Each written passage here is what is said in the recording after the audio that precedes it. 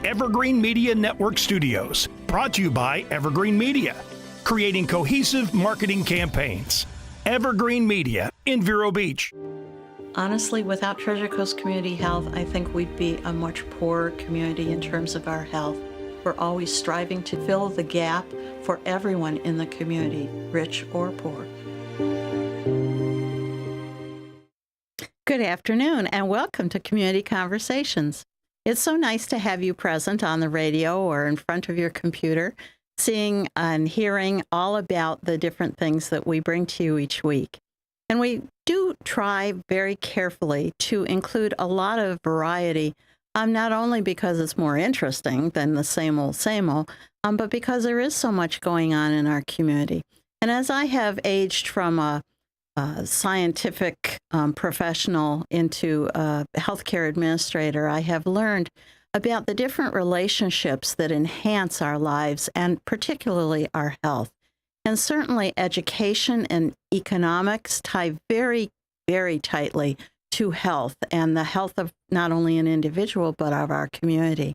And so this week, I'm thrilled that we're able to have two guests with us. Ms. Wainright from the Scholarship Foundation of Indian River County. Thanks. Even I need props. And your board chair, Mr. Schwartz. Yeah. Did I get that right? That's right. Okay.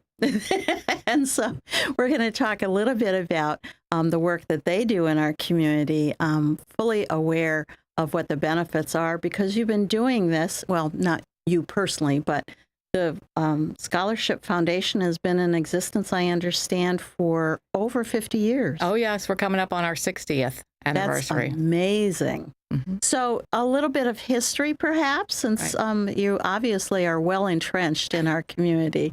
Most nonprofits don't last 60-some years. Well, we started in 1965, and we were founded by Dan K. Richardson and the local Vero Beach Rotarians at that time, and they saw a need for students to be able to have scholarships to continue to go on to secondary education. So they formed, at that time it was called Dollars for Scholars, and in 2013 we changed our name to Scholarship Foundation, and we went out from underneath the Dollars for Scholars umbrella and became our own organization. Although, as I understand it, there are a couple of Rotary clubs that still contribute scholarship monies on their own. They do. The Vero Beach Rotary Club supports us directly for the Rotary's Founder Scholarship that we give every year. Last year, for instance, we gave $727,750 in 91 scholarships to 38 local students to go to college. That's a lot of help. Right. Truly mind-blowing. Yeah, it is. That we really give to, every one of our students locally. I need to engage you guys as fundraisers. Absolutely. although the mission is slightly different. Right. And over the last 60 years, we've given over $15.5 million to 3,100 kids in our community to go off to college. So the organization and the scholarships that we give are meaningful. When I said we awarded $727,000 to 38 students, that averaged about $20,000 a student over 4 years. Thanks for not making me do the math. But that's a significant amount. It is. Particularly we're a big if they player. stay in Florida, because, the in-resident tuition is certainly better than most states. And I saw that our governor just put out a notice that because they have not raised rates in most of the Florida universities or all of the Florida universities, those parents who had done prepaid accounts will be getting a little bit of that back. Sure. Right. So that, again, shows that people in our state understand the value of what's going on in the education world. Absolutely. And that's the other piece, along with giving such a large amount of money every year to students and helping families. The other thing that we do is we offer a lot of guidance and support for families and students to make the right choices and to do budgeting with them to make sure that the funds that they have to contribute and the funds that they may get in our scholarship or other scholarships in the community kind of help the students stay debt-free, and that it makes sense for the schools that they're going to. Many times it makes sense for a student to maybe stay at IRSC for 2 years, the local state college, and then go off to a university. well, we can still fund their scholarships for the junior, senior year also. They don't just have to be a freshman, or they could already be in college. Maybe they missed my deadline the first time. So there's a lot of different ways that we help students and families. But I think the value that we bring to the families is just the guidance. You know, many times students and parents haven't had that frank conversation about how much they can really afford to pay. Students may be on one track and think, oh, I'm going to this really expensive school in New York, you know, because that's where I want to go, or I want to go out west because I want mountains or whatever, or my friends are going there. And yet parents are sitting there and behind the scenes, they're going, I don't know how we're going to pay for this. So sometimes I'm the bad guy in the conversation with students and parents, and I kind of bring up the conversation, show them the numbers on paper, and say, if your parents are making $30,000 or $40,000 a year, it doesn't make sense for you to go to an $80,000 a year school unless the school's going to give you almost a full ride, because you're upside down money-wise. And our scholarships aren't going to fund that big of a gap. Absolutely. And even if they do offer a free ride, how many times have we seen athletes plan their whole 4 years based on that, and then an injury sidelines them? And that is, you know, it's what's dreadful. so nice for us as board members also is that we really get to connect with these students and these families. And that's what makes, you know, our job so rewarding. And to hear how wonderful some of the students are in our community, and get to showcase them and give back to them is something that we don't get to do very often. So to really hear their stories and see how far they go, and then really be able to connect. And part of what we do is connect with the alumni of our organization. And so many of them come back to Florida, come back to Indian River County, and really start giving back to the community. And that's what it's all about. It sure is. For us to be able to raise these funds, it sounds like a lot, and it is a lot, but it's going, you know, basically in one door and right to the students. And so for us to be able to really give those funds to them, it makes it all worth it. That is phenomenal. And, you know, as a parent of multiple children myself, you know, I can't tell you how many times I've said, I don't know, this is the first time I'm doing this. I might not say it out loud, but there's a lot of firsts, a lot of very important decisions you're trying to guide your children with and through that you're just kind of winging it. And you hope that you have all the information to make a good decision, because they're not, you know, they don't have the maturity or the, you know, they've got a lot of things going on in their lives as well. And senior year is very crazy. It is. I mean, there's a lot happening. So I'm in the schools as well, talking on financial nights to parents and students, and, you know, handing out all of our information, because our scholarships are what we call needs-based with a scholastic component. But need doesn't mean that you have to be destitute and no money. Need just simply means the cost of attendance for the college you're going to, less whatever the family's supposed to pay under the FAFSA form, less any monies the school gives, or Bright Futures if you qualify for the Bright Future funding, which is the Florida lottery money. And then the gap that's left is what we try and help fund to keep students from having to take loans and kind of fill that extra little gap.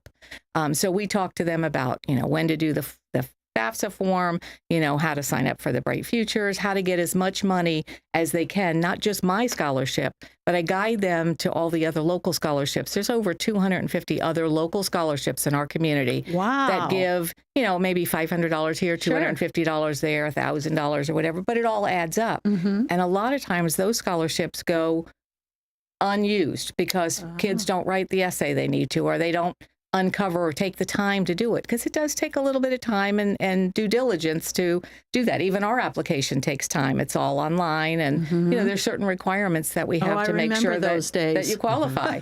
You know, but our scholastic components are less than the Bright Futures. We lowered them several years ago to make sure that we could take in the biggest variety of students that we have that could perform in high school very well, but perhaps couldn't take a standardized test as well. Maybe English isn't their first language, or they have test anxiety, or they're just not a standardized test person. So we lowered our standards so that we could pick up some really solid, good kids and also help them and families get to college, because the colleges were still taking some of these students. So our minimum SAT is 1110 or a 22 on the ACT. And then our most competitive awards are at the medallion level, which is the 1210 and 25, you know, for our most competitive Richardson Awards right now. Now, I recall that a lot of parents start taking their children around to the different college campuses as juniors. Is there a way that they can or should be contacting you? I know that it's really putting it all together and you're kind of the final pieces, but do you have parents of juniors contacting you and doing some pre-planning? Absolutely, they do. And as a matter of fact, the schools each year hold what they call a college fair. And this year it's, I think it's September. Don't quote me on the date. I think it's the last week of September. It's coming up. It's coming up, and it's going to be at the fairgrounds. And a lot of the colleges come with all their information, and we always go to that as well. And over the last several years, we've seen a shift in the people that come out. Now we're seeing freshmen, sophomore families, junior families trying to get more information earlier so that they can plan better for that senior year. So I'll talk to anybody. It doesn't matter what grade they're in. I'll give them whatever I know and share with them and help them kind of along that journey. Because like I said, there's so many pieces and parts and things to know. And many times, parents, especially like some of our homeschool parents even, they don't know that their student needs to take SAT and ACT. Just because a college may not ask for it, that's one of our requirements. Okay. So we can help in all different areas. We send information out to all the schools, both our standards and our posters on all of our deadlines, and to homeschool. We serve Vero Beach High School, Sebastian, Charter, John Carroll, St. Ed's, Masters Academy, and kids still already in college if they still have more time to go for their undergraduate degree. You are a true community blessing. Absolutely. So those of you that want to record or write down for contact information, I'm going to give you 2 minutes where you can listen to a break from our sponsors and grab that pen or pencil and a piece of paper so that if you want to contact her or them individually, you can. Okay, so we'll be right back.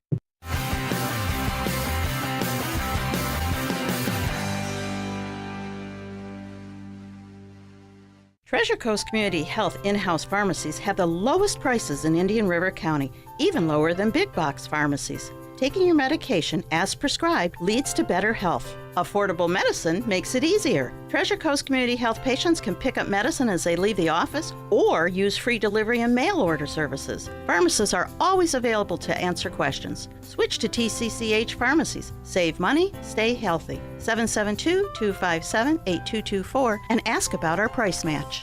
It's hurricane season. Prune your trees now with Scott Tree Services. Strengthen your trees against high winds and remove broken limbs that could cause damage. Don't get nervous. Call Scott Tree Services.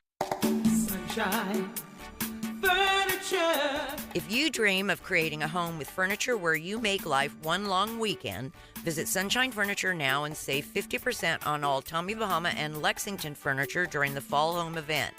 Bedroom, living, and dining room, home office, media, and occasional furniture that is inviting and comfortable, Tommy Bahama and Lexington offer everything you need to furnish your floor at home. The Fall Home event ends September 30th, so come in now. Sunshine Furniture, 1295 US 1 in the Publix Plaza, Vero Beach. Visit our website at sunshinefurniturecasual.com and buy local. Sunshine Furniture brightens up your day. Sunshine Furniture, the best in every way. Have a sunshine day. Sunshine Furniture, stop on in today and have a Sturgis Lumber is the county's most trusted hardware store. Sturgis stocks stainless steel products, power tools, construction and painting supplies, propane, plumbing, and electrical parts. 4645 US 1 Vero Beach, Sturgis Lumber and Hardware.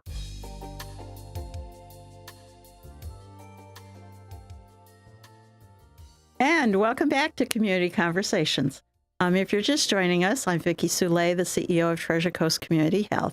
And we provide primary medical, dental, behavioral health, sort of in a one-stop shop as much as possible at 8 different locations around the county of Indian River because we think your health is very, very, very important. And we try to remove all the barriers that we can so that you can have the best health you can. And so If you have insurance, great. We take all the insurances. If you don't, that's okay too. We provide a sliding fee scale. We have a number of great collaborators within our community that help with different things. All of our staff are employed, so we have direct control over them as much as possible. They're a wonderful, wonderful group. But if I've heard it once, I've heard it several times. This is my license. I'm going to do what I think is right and clinically correct. And that's a wonderful thing to have as a pushback at any point in time. So we do collaborate with a number of groups around town. I think most nonprofits do. And so a number of the guests that we have here weekly are nonprofits. And this week, as you heard, if you've been with us for the last 15 minutes or so, is the Scholarship Foundation of Indian River County. And I don't think anybody could argue for an instant about the deep relationship between good health and good education and the economics of the community and the individuals within it. So thank you for being here. Thank you for having us. Absolutely. So Ms. Wainright and Mr. Schwartz, we're talking about scholarships for our students. And so let's do a quick run through, if we can, first of your contact information, because I promised if they grabbed a pen and pencil, you would do that, and I don't want to forget it. Okay. It's Camilla Wainright, and my phone number is 772-569-9869. Please visit our website, which has just a wealth of information that can help parents that are new to scholarships, or this is their first time students are going off to college. We have so much information there that it might even be overwhelming to look at, but I can help break that down. And our website is www.sf for Scholarship Foundation, and then Indian River spelled out.org. Okay. And so as we are now in the school year, and attention is starting to turn already to the end of the school year appropriately with planning, I know that you've got certain time frames, dare I say deadlines, for certain things to be done. We do. Could you give us a quick rundown of the most, I was going to say most important, but the soonest? Yes, the soonest our application will open is November 1st. And this year, all of our applicants also have to do the FAFSA, which is the federal form.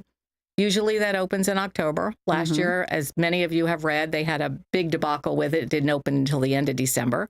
This year, they're promising it will open December 1st. Maybe with some trickling beforehand. So I would encourage parents to get their ID numbers ahead of time and be ready to hit the ground running on December 1st to fill out that form, because you'll use your 23 tax return for that. And this is the form that it will spit out like how much the family's supposed to pay based on your income, number of people in your household, any other assets that you may have, and things like that. So that's critical to the schools, not just to our scholarship, but to the schools, because that's how they assign additional scholarship monies to families also. And it's also how students are eligible if they're under a certain threshold for federal Pell Grant money and other state money other than just Bright Futures state money. And then our deadline for that is our eligibility deadline is January 15th. And our final deadline to push your application through is the end of, I think it's the 30th of January. So that's an all-in deadline. So don't plan for that last family senior trip over the holidays, because your students are going to be needing to do certain things in order to qualify for scholarships, is what I hear. Right. There's a lot to do. There's a lot of scholarships. I would say there's a lot of resources. So if you are going through it, or if there is students going through it, they can reach out to us at any time, and we'd be happy to help them walk through the application, ask any questions that they need. It shouldn't be something where they couldn't figure it out, so they didn't do it. Okay. I think that's most important to know. Right. It's pretty easy. We're, they're full-time. We want you to apply. We want to give out as much money as we can to as many qualified students as we can. So if they're eligible, they are basically getting a scholarship. So parents, some lived experience. It's not that they don't want to because they don't know how to. It's because they don't have the time management skills that adults do. And so they put it off, and then they put it off, and then they panic. So too many times. Too many times. Like I say, lots of lived experience in that. So don't feel like you've got to wait until your child signals it's time, or even until they're a senior, as we talked at the beginning of the show. it's okay to start looking at that as a family as they start their high school career. Absolutely. Not intensely, but enough where you've got periodic checkpoints of knowledge to go forward, and give them enough time to think about that, because that way they'll know what GPA they have to have, what test scores they have to have, Exactly. and they'll understand parts of the process, as we get them to the senior year. Well, and my kids were always, I don't know what to write about. They've given me these topics or those topics, so they need some time for that to kind of roll around in their heads and come back to you again, or other individuals that they value their words. Right, and go forward with that. So, right. And while I said earlier that we gave over $700,000 away this last May, we're always seeking new scholarships to award and more funding, because that's what we do. And all of our funding is private. We get no state or government funding. Wow. We get no United Way funding. All of our monies that we have that we give out is from the generosity of the people in our community, both individuals, foundations, grants I write, businesses. Our community, we are so blessed to be in our community because it is so generous. Well, and as Mr. Schwartz said earlier, the students, the alumni of these universities, when they come back, they remember that help. And so that's part of it as well. And I think a lot of what we're talking about with our donors and potential donors is that they have the opportunity to give to so many different places. They can give to universities. And what's special about our community, especially if you've lived here or you do live here now, maybe you didn't live here growing up, is that you get to see the fruits of your labor very directly. So when you give to maybe a different organization, you don't really see the follow-up. Right. So what's so wonderful for us is that we have an award ceremony every year. So the $700,000+ is given out to those students. You actually can come, donors do come to the award ceremony and watch those checks get given out to those students. And there's nothing like seeing a student that's about to go off to college and their family, mostly their parents. You really watch the parents. Yeah. To see them get that check, they open it up. Or the letter. There's nothing, talk about giving and really seeing the fruits of what you give. There's nothing like that feeling. They don't get to see it ahead of time. They don't know what they're getting. They don't know until that night. And so that's what's so wonderful about our award ceremony is that their parents are there, their grandparents, the whole family shows up, and the students get that check at the end of the night. First of all, they get honored so nicely at our award ceremony, and then after the ceremony is when they get their check. And it is it's our favorite night of the year as board members, as staff. There's nothing better than seeing that. And so what I love is that a lot of our awards actually come from educators, people that just have family and education that they've always given back, and that's what they've given their life to. And educators in this community, educators across the country that have, ended up in Vero Beach. And so, a plug for us is that if you have a family and education and you're looking, how do I give back that I don't necessarily want to give? You're going to tell us. Give to a college or somewhere where you're not really sure where the funds are going and you want to see that, Scholarship Foundation is the perfect place for you. And can they do that through your website? They can do that on our website. Okay. They can go to sfindianriver.org and look on our donor tab there to be able to donate. You can also call directly. The phone number is right on the website as well. Right. And there's many different ways that you can give. There's annually funded gifts where you give a little bit each year towards a specific scholarship. Or you can do, if you like to make a donation that lasts in perpetuity, you can give an endowed scholarship, which allows you to really pass down, your legacy, and they will understand and hear about your family as part of your donation. And it's really so wonderful to hear. You can also put us in your documents, your will and your trust for leaving a gift after your demise too, because your scholarship will go on in perpetuity depending on the dollar amount of the award as well. Scott, do we have time just to talk about our 60th real quick? We're out of time, but you can give us the date. Okay. When are you going to celebrate? February 27th is our 60th anniversary. Right. Okay, so mark your calendars, and we'll have you guys back before that time so we can update us again. Okay? Thanks very much. Thank you so much, and thank you all for sticking with us to the very end. Hope you have a wonderful week.